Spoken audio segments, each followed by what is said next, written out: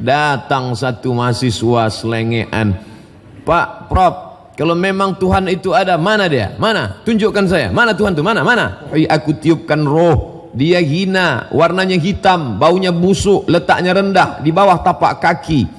Tapi kemudian bisa derajatnya lebih tinggi daripada malaikat yang terbuat dari cahaya. Siapa dia? Tanah. Manusia ini dari tanah, Pak Ustadz. Ya, kenapa sifatnya beda-beda? Kalau memang semuanya dari tanah, kenapa tidak baik semua? Ada tanah yang baik, ada. Kawan saya itu, Pak Ustadz, tidak baik. Dia dari tanah juga, cuman dari tanah sengketa.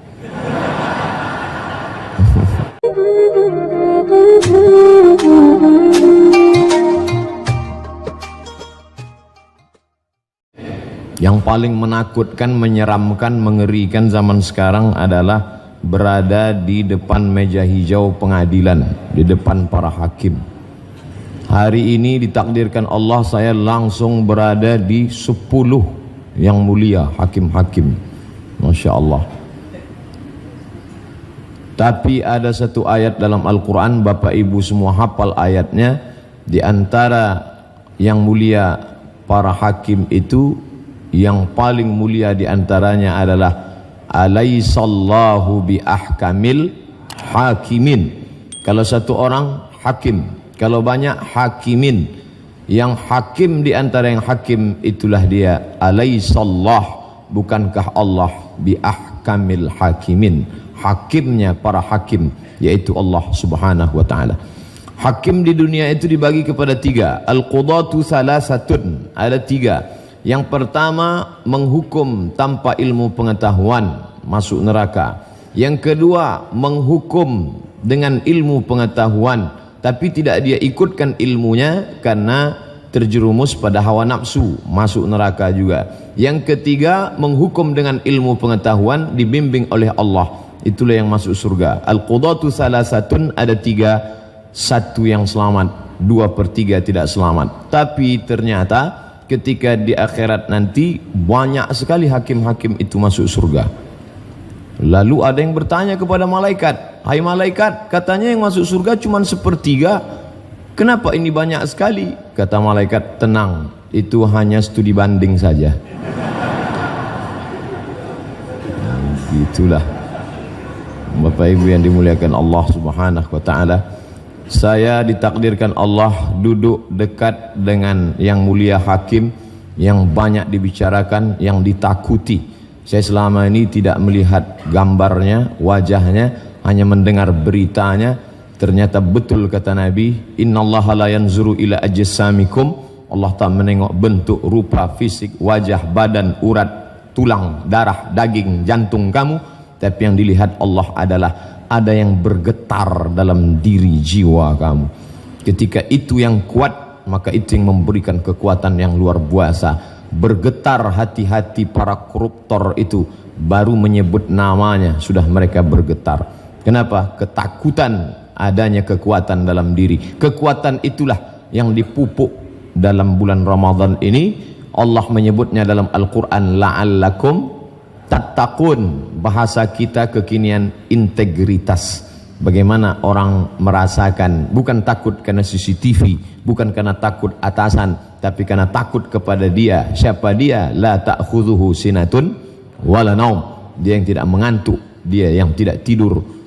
Itu kita rasakan paling lama 10 menit. Dalam sholat zuhur tadi kita takut kepada Allah. Dari mulai takbiratul ihram, Allahu Akbar. Tidak ada satupun di masjid ini yang berani melihat ke atas. Padahal kalau saya rasanya sangat terpancing untuk melihat. Masya Allah, luar biasa Masjid Al-Mahkamah ini, lampunya, dindingnya. Ini langsung dari Itali, bayangkan, ini marmer ini dari Itali, karpetnya dari Turki, lampunya lupa pula saya bertanya dari mana tadi, ukiran-ukirannya, terpancing kita. Tapi Abdul Somad, jangan kau lihat karena engkau takut kepada Allah. Itulah makna ihsan. Islam nampak, kelihatan, syahadat kelihatan, solat kelihatan, zakat kelihatan, puasa kelihatan, haji paling kelihatan. Saya tidak tahu DKI Jakarta. Kalau Pekanbaru, Riau, store 2017 berangkat 2031. Tiap tahun kenduri. 2030 mati. Ketahuan di atas Islam ini tidak lagi kelihatan. Itulah iman. 6. Antuk minabillah wa malaikatihi wa kutubihi wa rusulihi wal yaumil akhir wa biqadri khairihi wa syarrihi. 6 tak kelihatan. Yang paling atas inilah puncaknya, ihsan. Islam, iman, ihsan. Anta'budallaha ka'annaka tarah. Kau sembah Allah seakan-akan kau lihat dia. Fa illam takun tarah. Kalau matamu tak bisa melihat dia, fa innahu yarak. Dia yang melihat engkau. Pada saat salat kita merasakan kehadiran Allah melihat engkau. Iyyaka na'budu wa iyyaka nasta'in. Ihdinas siratal mustaqim. Siratal ladzina an'amta 'alaihim ghairil maghdubi 'alaihim. Pelan-pelan bacanya. Salat qabliyah, salat ba'diyah, pelan baca. Allahu akbar kabira. Walhamdulillahi katsira. Saya lihat bapak itu lama sholatnya Pak Ustaz ya, karena dia baca pelan-pelan. Tapi sekarang orang sholat, Masya Allah, iftitah, fatihah, ayat satu nafas. Ombus. Kalau ada satu yang bertanya, kamu kenapa cepat sekali? Itu bapak itu lama, maklum baru belajar. Padahal dia sedang merenungkan makna, merasakan kehadiran di hadapan Allah.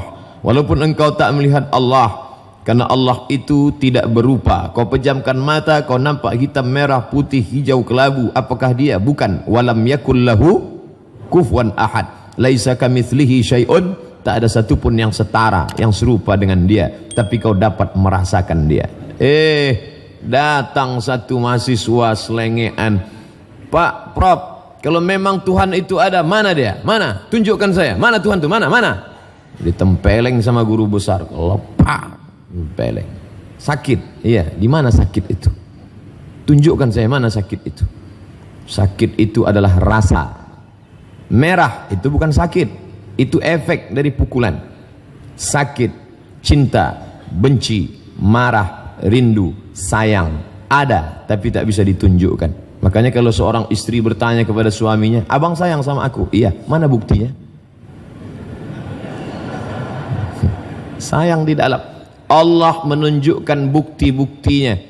Apa bukti dia ada? Siapa yang sanggup membuat jantung ini berdetak tak berhenti? Rasa 2 jari di bawah susu sebelah kiri. Berdetak dia.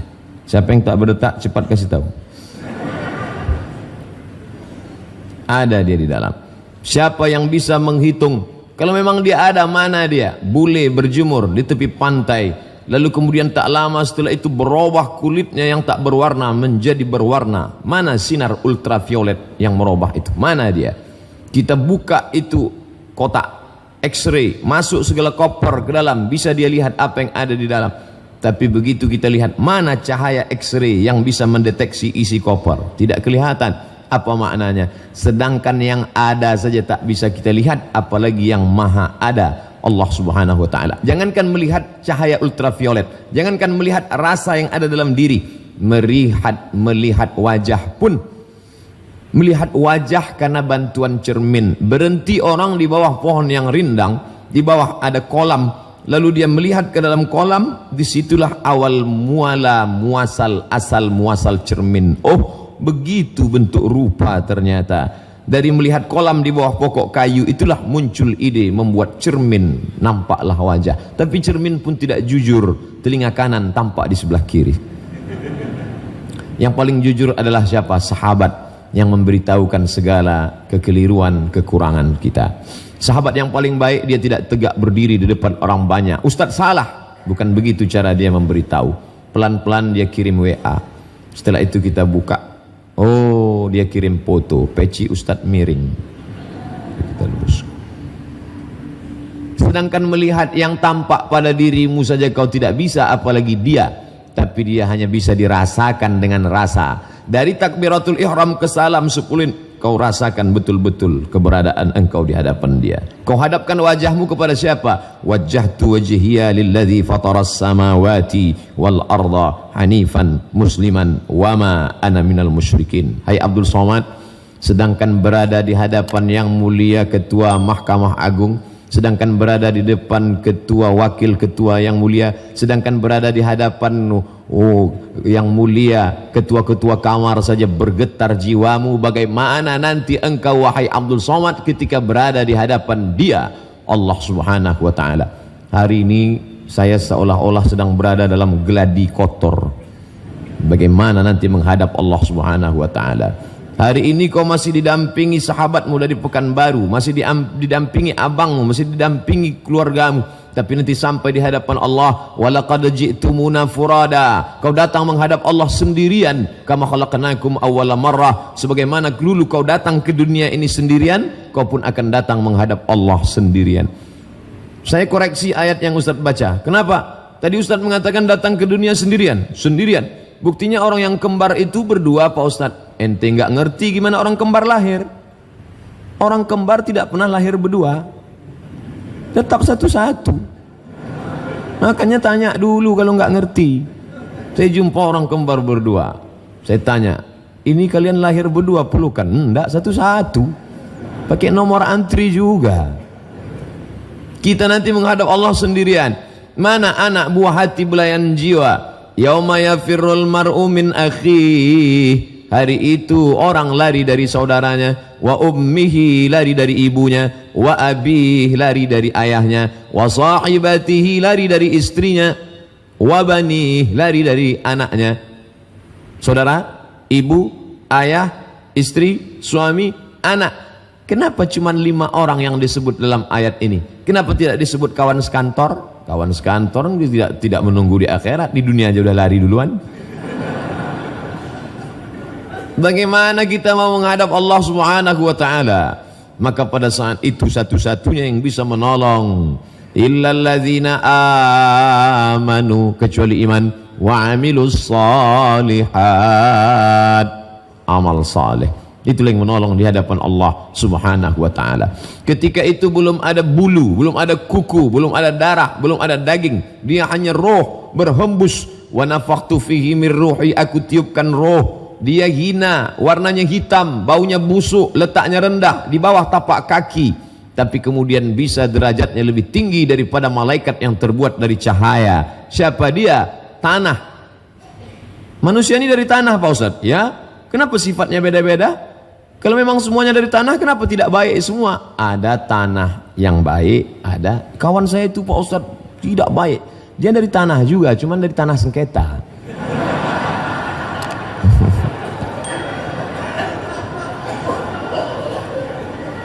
Tanah yang hina, rendah, hitam, bau, busuk, dipijak. Kenapa kemudian bisa malaikat-malaikat bersimpuh sujud kepadanya? Satu penyebab tanah itu menjadi mulia, karena Allah tiupkan ruh ke dalamnya. Fanafakhtu fihi min ruhi, aku tiupkan ruh ke dalamnya. Ruh masuk ke dalam jasad, ditiupkan, dan keluarnya juga bertiup.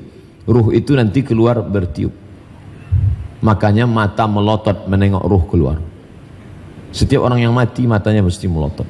Dan ibu latihan dari sekarang memejamkan mata bapak. Jangan sampai kita datang ke masjid nyari Pak Imam. Pak Imam bisa datang ke rumah, kenapa? Papa dari tadi matanya terbuka. Kan malu kita. Apalagi videonya baru aja di-share, kolah bulan, kolah bintang. Jangan terlalu lama pergi, setengah nafasku hilang. Begitu dia mati, mata melotot, kita pun takut. Oleh sebab itu maka kalau engkau dimuliakan orang, wahai Abdul Somad, disambut, diundang, dijemput, dihantar. Saya datang kemari, Masya Allah. Di mana-mana kalau orang ngundang saya, tidak pernah pakai proposal, tidak pernah pakai diundang, kadang pakai HP aja ngundang. Ada dari salah satu sekolah nelpon saya jam 9 pagi. Assalamualaikum. Waalaikumsalam. Ustaz Somad, iya, bisa kami pakai besok pagi, kata. Apa maksudnya? Lama saya termenung. Emang saya laki-laki panggilan. Tapi alhamdulillah di mahkamah, Masya Allah, di tempat yang mulia ini saya dijemput, datang mengundang khusus ke rumah saya. Yang mengundang itu naik bis, naik bis dari Medan 16 jam. Saya tanya terakhir setelah saya sampai ke Jakarta, baru saya tanya, abang kenapa tak naik pesawat? Kalau naik pesawat kau tak kasihan gitu. Oh begitu caranya. Jadi macam-macam. Rupanya orang kalau sudah berkecimpung di dunia pengadilan ini, pandai dia meluluhkan hati kita. Masya Allah. Bapak Ibu yang dimuliakan Allah Subhanahu wa Ta'ala, ketika itu Allah Subhanahu wa Ta'ala menaikkan derajat tanah yang hina tadi dengan meniupkan ruh ke dalamnya, maka mulia kita.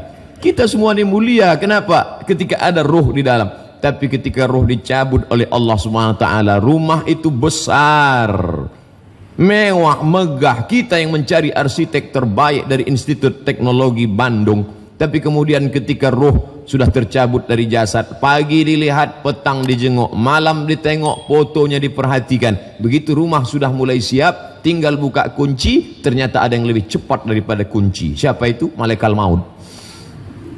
Kemana Bapak Fulan yang terakhir kemarin mau menempati rumah, padahal Ustadz sudah diundang mau membacakan surat Yasin, mengusir hantu jembalang tanah. Tidak sempat terbaca. Lalu siapa yang menempati rumah itu? Orang lain. Berapa banyak orang mencari harta tak sempat menikmatinya. Berapa banyak orang memprogramkan masa depan tak sempat mencicipinya. Begitulah hebatnya kematian. Saya sebetulnya tidak mau cerita kematian di Mahkamah Agung. Saya tidak ingin selesai cerita kematian lalu semuanya keluar dalam keadaan mau mati.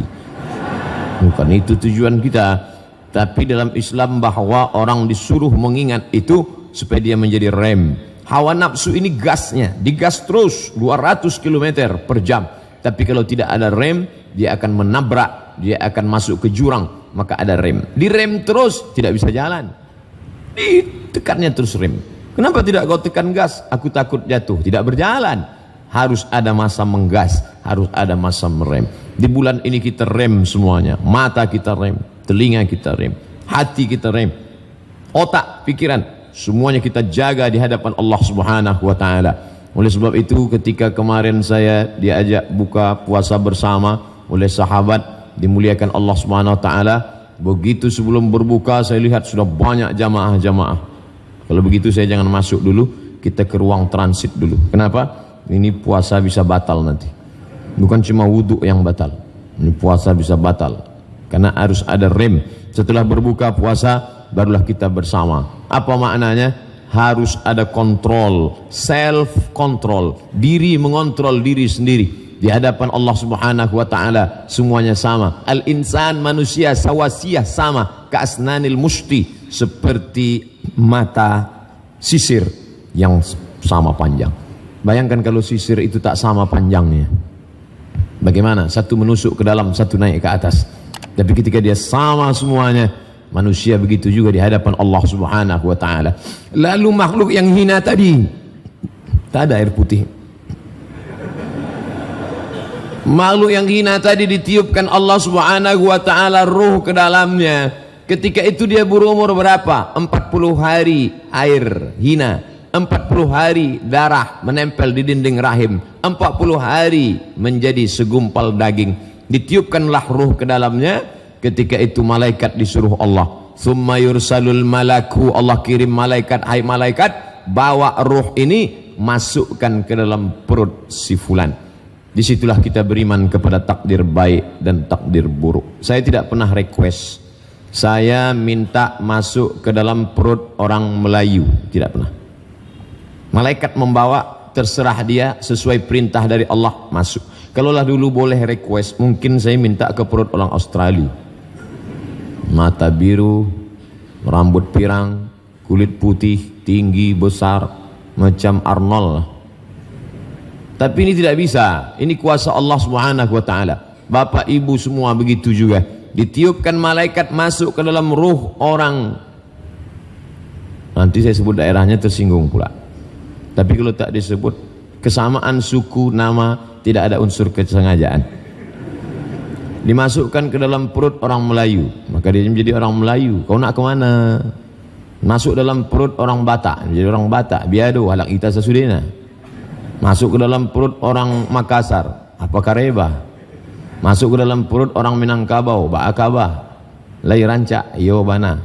masuk ke dalam berbagai macam suku, akhirnya lahir ke atas dunia, tapi semuanya sama. Dia mesti mengingat janjinya dulu di hadapan Allah. Ketika itu Allah bertanya, alastu bi rabbikum, bukankah aku ini Rabb kamu? Semuanya waktu itu bersaksi, bersyahadat dengan satu persaksian, bala syahidna, kami bersaksi engkaulah Rabb kami. Makanya tadi kita juga bersaksi waktu masuk tahiyatul masjid, bersaksi 1 kali. Qabliyah zuhur bersaksi 2 kali. Solat zuhur bersaksi 4 kali. Ba'diyah zuhur bersaksi 1 kali. Baru solat zuhur saja kita sudah bersaksi 5 kali. Asyhadu an la ilaha illallah. Kenapa mesti telunjuk Pak Ustadz? 2 alasan. Yang pertama, orang kalau bicara serius, telunjuknya pasti main. Gimana Pak? Serius Bapak mau ikut acara ini? Ya. Kami kurang yakin. Betul Pak? Betul. Kalau udah 4 kali ditanya, muka kita ditunjuk. Kau tak juga percaya kan? Tangan pasti main. Itulah mengapa khotib Jumat dikasih tongkat. Di Masjid Raya An-Nur Pekanbaru Riau sampai hari ini khotib Jumat dikasih tongkat. Kenapa khotib itu dikasih tongkat? Supaya tangannya jangan liar kemana-mana. Tangan kiri megang tongkat, tangan kanan megang mimbar. Tapi kalau mimbar ini, ya ini bisa kemana-mana tangan. Bukan berarti sholatnya batal, tidak. Karena di dalamnya ada adab. Karena ini adalah ibadah ritual. Ini bukan seremonial. Ini bukan pengajian tablik akbar. Tapi salah satu dari rukun khutbah Jumat. Alasan pertama, orang serius telunjuknya naik. Yang kedua, dulu orang kafir Quraisy menyembah berhala dengan menunjuk ya Lata, ya Uzza, ya Manat, ya Hubal, ya Jibti, ya Taghut, ya Naham. Ketika Islam datang dilarang, telunjukmu boleh naik menguatkan hati, tapi yang kau tunjuk bukan Allah, karena dia bukan di depan, bukan di belakang, bukan di kanan, bukan di kiri. Dia ada tanpa tempat. Sebelum tempat itu ada, dia sudah ada. Bagaimana mungkin dia bisa diukur, dibatasi dengan tempat dan waktu? Kau angkat itu untuk meyakinkan dirimu. Walaupun berbeda beberapa mazhab, tapi kita sepakat semuanya mengangkat. Saya pakai mazhab Syafi'i, asyhadu an la ilaha illallah. Diangkat telunjuk pada lafaz Allah, tidak turun sampai habis. Allahumma fir lima qaddamtu wa ma akhartu wa ma asrartu wa ma a'lantu wa ma asraftu wa ma ta'alahu bihi minni antal muqaddimu antal muakhiru la ilaha anta subhanaka inni kuntu minadh zalimin. Sebelum salam jangan lupa minta 4 perlindungan. Allahumma inni a'udzubika min adzabi jahannam wa min adzabil qabri wa min fitnatil mahya wal mamat wa min syarri fitnatil masiihid dajjal. Kalau imam belum juga salam, tambah lagi doa. Allahumma inni ala dzikrika wa syukrika wa husni ibadatik. Sudah panjang itu sudah, iya. Kenapa dia tak juga salam? Periksa, jangan-jangan dia pingsan. Setelah itu barulah Assalamualaikum warahmatullah, Assalamualaikum warahmatullah. Tapi kalau mazhab Hanafi tidak, diangkat pada lafaz la, turun pada lafaz Allah. Asyhadu an la ilaha illallah. Kalau mazhab Hambali diangkat pada setiap lafaz Allah. At-tahiyatul mubarakatuh salawatut thayyibatu lillah. Assalamu alayka ayuhan nabi wa rahmatullah. Assalamu alayna wa ala ibadillah. Asyhadu an la ilaha illallah. Asyhadu anna Muhammadar Rasulullah. Mazhab Maliki bergerak dari awal sampai akhir. At-tahiyatul mubarakatuh salawatut thayyibatu lillah. Assalamu alayka ayuhan nabi wa rahmatullah wabarakatuh. Assalamu alayna wa ala ibadillah salihin. Jadi tak usah dipermasalahkan, yang penting dia sholat. Ada kawan saya Pak Ustadz dari awal sampai akhir tak ada diangkatnya. Jangan suuzon, jangan katakan dia mazhab kelima. Tapi kita perlu tabayun, klarifikasi. Jangan langsung update status. Aku tadi sholat di samping aliran sesat. Terlalu cepat. Tanya dulu, bro, friend, ya akhi, sedulur. Jangan tersinggung ya. Ada yang mau aku klarifikasi tadi. Apa? Tadi waktu sholat kenapa kau tak angkat telunjuk? Kenapa kau tengok telunjuk aku?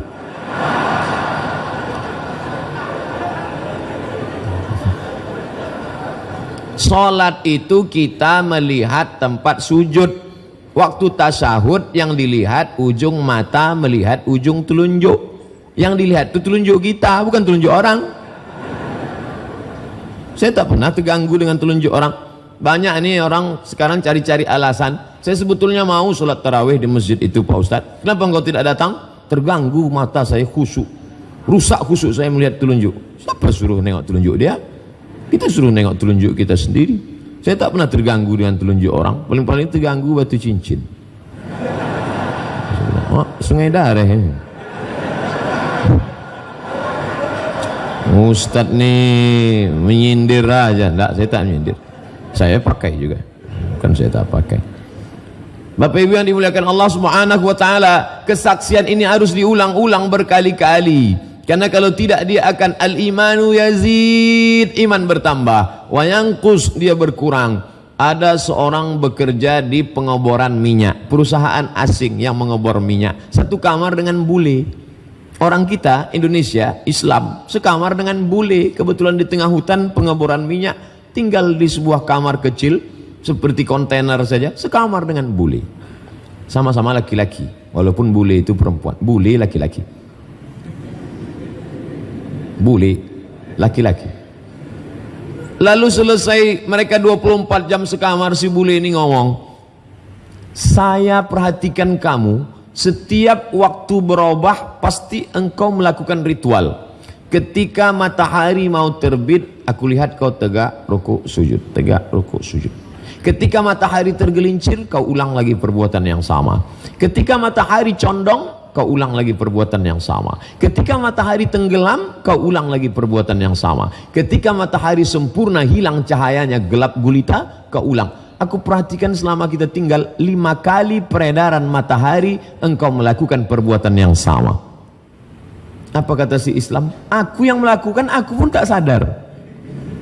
Ternyata dia yang orang asing, orang luar, memperhatikan kita, melakukan ritual setiap pergeseran waktu. Matahari terbit akan terbit, matahari bergeser, matahari condong, matahari tenggelam, matahari sempurna tenggelam. Dan kita orang Islam tidak sadar bahwa sesungguhnya kita sudah diajarkan Allah, setiap pergerakan pergeseran waktu engkau mesti menyebut dia, supaya engkau senantiasa dalam kontrol kendalinya. Allahu Akbar. Bertemu dengan orang terhormat, apa kabar Pak? Yang biasa-biasa saja, angkat tangan. Hai bro, friend, apa kabar? Sehat.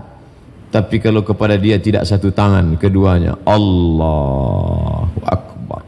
Masalah mengangkat tangannya tentu berbeda mazhab. Yang satu sampai ke telinga, Allahu Akbar. Yang satu hanya sampai ke bahu, Allahu Akbar. Tak usah dipermasalahkan. Bahu dengan telinga. Yang tak betul sampai ke atas, Allahu Akbar. Itu tak belajar dia. Tapi filosofi makna yang terkandung di dalamnya, bahwa engkau total hadapkan wajahmu kepada dia, jangan kepada yang lain. Fawalli wajhaka syatral masjidil haram. Hadapkanlah wajahmu ke arah Masjidil Haram. Mengapa mesti ke Masjidil Haram? Apakah Tuhan itu di dalam Ka'bah? Apakah dia di arah di sana? Bukan. Ini penyatuan arah kiblat.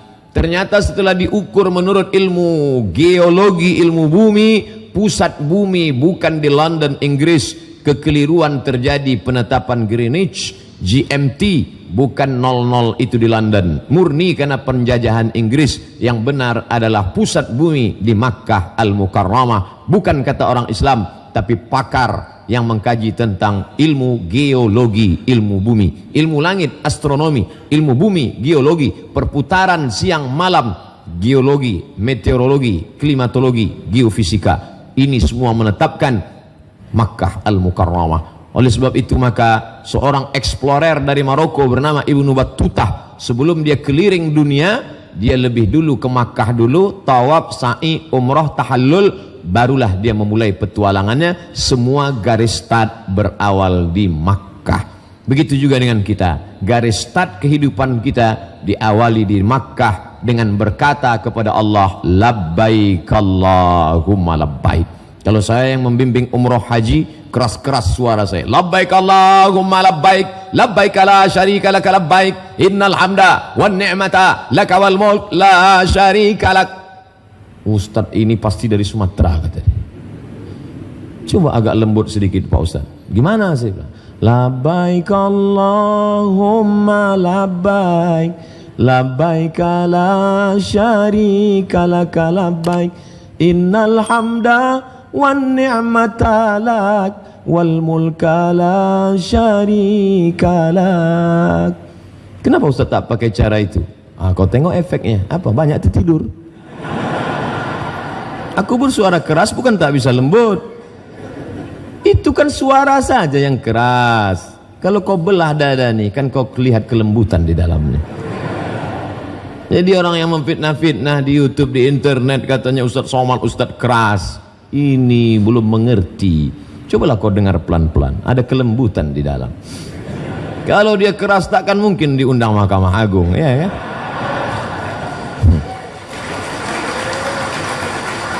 Nampaknya habis acara ini diupload, naik rating kita. Orang yang ngejek-ngejek pun berpikir 2 kali deh. Ini kalau kita ejek ini dibenamkan orang tuh, kita di penjara nanti. Macam-macam, belum tahu dia. Nah, pada saat itu semua kehidupan yang kau jalani ini berat. Besarkah ujian hidupmu? Tidak, karena ada yang maha besar. Siapa dia? Allahu Akbar. Allah maha besar. Mengadulah kepada dia. Yang kau hadapi itu bukan presiden, bukan gubernur, bukan wali kota. Yang kau hadapi bukan kiai, bukan ustaz. Wajhatu wajhiya, aku hadapkan wajahku kepada siapa? Lilladzi fataras samawati, yang menciptakan langit, wal ard, dan bumi. Hanifan, aku condong kepada kebenaran. Musliman, aku serahkan semuanya kepada Engkau ya Allah. Wa ma ana minal musyrikin, aku tidak mempersekutukan Engkau dengan apapun. Aku tak persekutukan Engkau dengan pohon rindang. Aku tak persekutukan Engkau dengan jimat. Aku tak persekutukan Engkau dengan keris. Aku tak persekutukan Engkau dengan Lata, Uzza, Manat, Hubal, Jibti, Taghut, Naham. Aku hanya menembah kepada Engkau. Qul huwallahu ahad. Saya sengaja tak membaca ayat kedua itu. Nanti saya baca alam tentang nama dia. Bapak Ibu yang dimuliakan Allah Subhanahu wa taala, meminta hanya kepada dia. Idza sa'alta fas'alillah, kalau minta kepada Allah. Wa idza sta'anta fasta'in billah, kalau minta tolong kepada Allah Subhanahu wa taala. Selesai itu kau baca Fatihah, dibaca dengan Bismillahirrahmanirrahim. Begitu banyak nama Asmaul Husna, mengapa tidak diawali Bismillahil Azizil Jabbar, Bismillahil Mutakabbiril Ghaffar? Kenapa tidak dipakai nama yang menakutkan? Al-Mutakabbir, maha sombong. Al-Jabbar, maha kuasa. Al-Ali, maha tinggi. Al-Kabir, maha besar. Tapi yang dipakai Bismillahirrahmanirrahim. Jangan lupa subscribe, like, and share.